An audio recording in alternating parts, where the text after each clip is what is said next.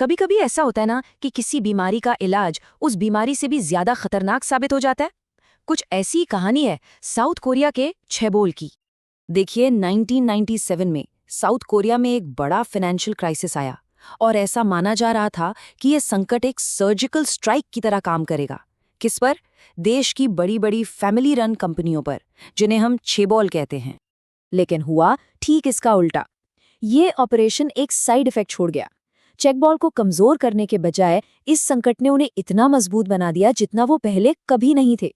और आज हम जो सिस्टम देखते हैं वो उसी का नतीजा है। तो अब सवाल ये है कि ऐसा हुआ कैसे? ये समझने के लिए हमें पहले उस बीमारी को समझना होगा जिसके लिए ये इलाज लाया गया था। 1990 के दशक में साउथ कोरिया की इकोनॉमी को एशियन टाइगर कहा जाता था, मतलब जबरदस्त रफ्तार से बढ़ रही थी। लेकिन इस चमक दमक के पीछे ना कुछ बहुत बड़ी कमजोरियां छिपी हुई थीं। प्रॉब्लम ये थी कि ये कंपनियां लॉन्ग टर्म प्रोजेक्ट्स के लिए शॉर्ट टर्म विदेशी कर्जों पर बहुत ज्यादा निर्भर थीं। सरकार और छेबोल के बीच काफी करीबी रिश्ते थे, जिससे कर्ज मिलना आसान था, और ये कंपनियां बेतहाशा कर्ज लेकर ऐसे ऐसे सेक्टर्स में घुस रही थीं जहां उनका कोई मुकाबला ही नहीं था, मतलब कोई फाइनेंशियल डिसिप्लिन नहीं था। तो जैसे 1997 में थाईलैंड में करेंसी संकट शुरू हुआ, पूरी दुनिया के इन्वेस्टर्स घबरा गए। उन्हें कोरिया में भी वही खतरा दिखा और उन्होंने फटाफट अपना पैसा निकालना शुरू कर दिया। नतीजा, देश का विदेशी मुद्रा भंडार खाली हो गया।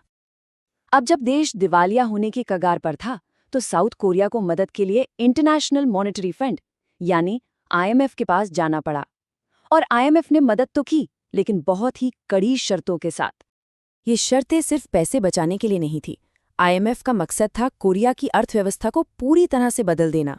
उन्होंने कहा, कंपनियों को और ट्रांसपेरेंट बनाओ, विदेशी इन्वेस्टमेंट के लिए बाजार खोलो, लेबर मार्केट को फ्लेक्सिबल बनाओ, मतलब कंपनियों के लिए लोगों को नौकरी पर रखना और निकालना आसान हो, और जो बिजनेस फायदे में नहीं है उन्हें बंद करो। मतलब पूरी इकोनॉमी को ग्लोबल मार्केट के नियमों के हिसाब से ढालना था। IMF का ये दखल एक तरह से जंगल के कानून जैसा था। सर्वाइवल ऑफ द फिटेस्ट, मतलब जो सबसे ताकतवर था वही बचेगा। और हुआ भी यही। डेवो और सैंगयोंग जैसे कई बड़े बड़े छेबोल जो कर्ज और मैनेजमेंट के बोझ तले दबे थे, वो इस नए माहौल में टिक नहीं पाए और दिवालिया हो गए। लेकिन जो सबसे बड़े खिलाड़ी थे, जैसे सैमसंग, LG और ह्युंडई, वो न सिर्फ बच गए बल्कि पहले से कई ज्यादा मजबूत होकर उभरे। कैसे? उन्होंने अपने डूबते हुए कॉम्पिटिटर्स का पूरा मार्केट शेयर अपने कब्जे में ले लिया। असल में IMF की ये कड़वी दवा इन बड़ी कंपनियों के लिए एक वरदान साबित हुई। बेहतर मैनेजमेंट, विदेशी पैसा और कमजोर बिजनेस को बंद करने से ये कंपनियां और भी ज्यादा एफिशिएंट और ग्लोबल लेवल पर कंपैरेटिव बन गईं। और इनका दबदबा किस हद तक बढ़ गया था, इसका अंदाजा आप इसी बात से लगा सकते हैं। कुछ सालों में तो अकेले सैमसंग ग्रुप की हिस्सेदारी साउथ कोरिया की पूरी GDP का लगभग 20% तक पहुंच गई थी। सोचिए, एक कंपनी और देश की 20% इकोनॉमी। ये एक बहुत बड़ी बात है।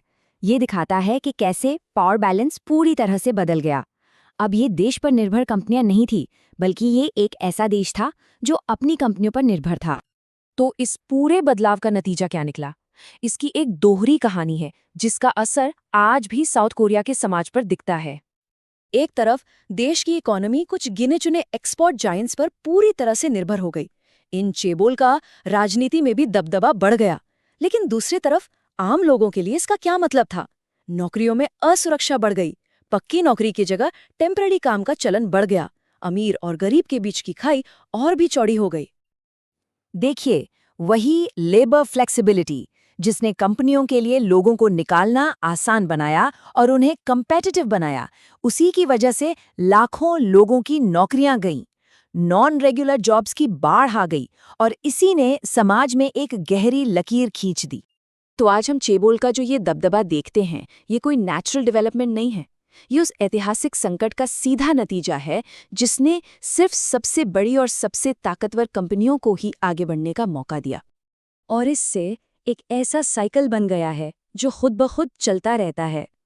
चेबोल दुनिया भर में जितने कामयाब होते हैं, देश के अंदर उनकी ज़रूरत और उनका दबदबा उतना ही मजबूत होता जाता है। और ये भविष्य के लिए एक बहुत बड़ा सवाल छोड़ जाता है। जैसे जैसे ये जायंट कंपनियां ग्लोबल स्टेज पर और मजबूत होंगी, क्या देश की उन पर निर्भरता और भी गहरी होती जाएगी?